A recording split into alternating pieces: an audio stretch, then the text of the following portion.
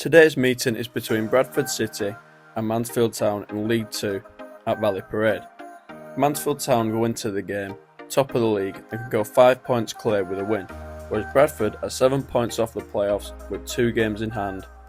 Bradford have got a draw or more in 14 out of 18 of their home games, whereas Mansfield have not had a 0-0 game since October. This one should be interesting. Valley Parade was packed in anticipation, ready for this fixture. First chance of the game came to Mansfield Town as they attacked down the line, however nothing was made of the attack.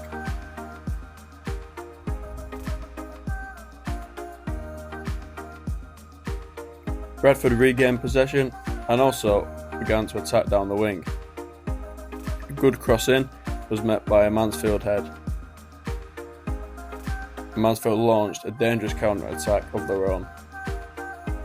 Davis Keeler marched forward with the ball.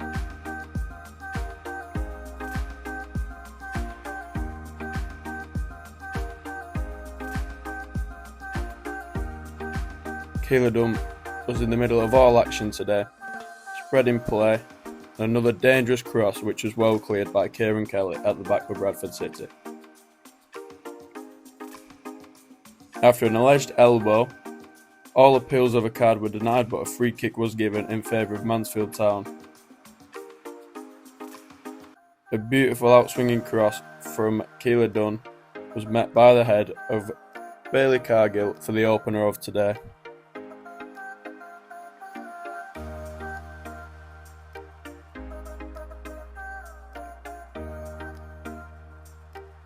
A quick corner. A dangerous looking position. Bradford couldn't deal with this and another corner was given.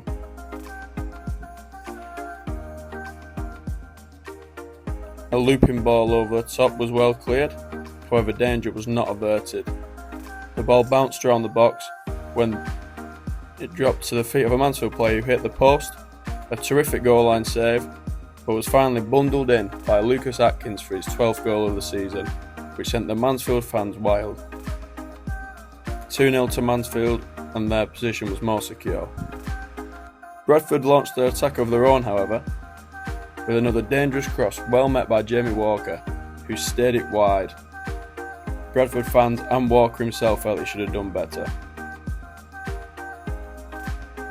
However, it was done better by Keeler Dunn in the 18th minute as he slotted his 19th goal of the season. Mansfield top scorer placed the ball beautifully into the bottom corner. Bradford continued to waste chances, whilst Mansfield launched more and more attacks. However, this one was skied over. Kieran Kelly was a highlight today for Bradford, with good defensive play and composure at the back, including this slide tackle. Bradford launched another attack. Cutting in from the left-hand side was Will Swan, who beautifully steered the ball into the same bottom corner. Bradford had took a 4-0 lead, and that saw half-time, with the Bantams going in 4-0 down on their own turf.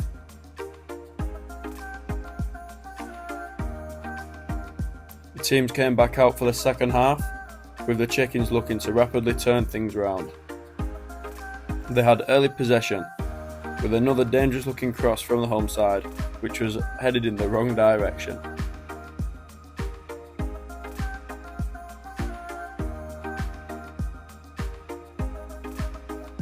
Things did start to heat up and challenges were coming in, as Bradford put on early pressure.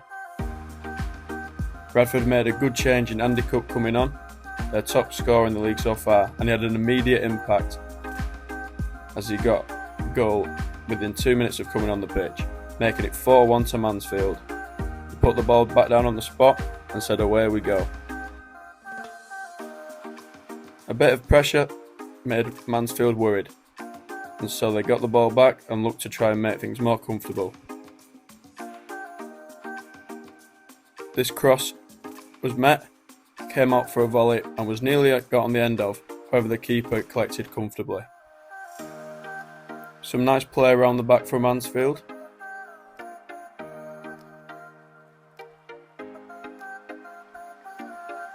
and a ball over the top was got on the end of by the sub Aaron Lewis. Aaron Lewis then had an impact later on as his rebounded shot landed right back at his feet and it slotted away. This made it 5-1 and the away fans were certain that the game was comfortable. The home fans, however, were unhappy and made an early exit. And that was full time. Mansfield went 5 points clear of League Two. Nigel Clough's men could be happy with their day's work. Graham Alexander, however, not so much. The players shook hands, clapped off their fans, and celebrations could begin for the Stags. The fans now do believe they are going up. Here's what Graham Alexander had to say after the game. An extremely difficult game, which was made more difficult by the goals that we conceded early on, and then it was more like damage limitation for probably the last 30-35 minutes of the game.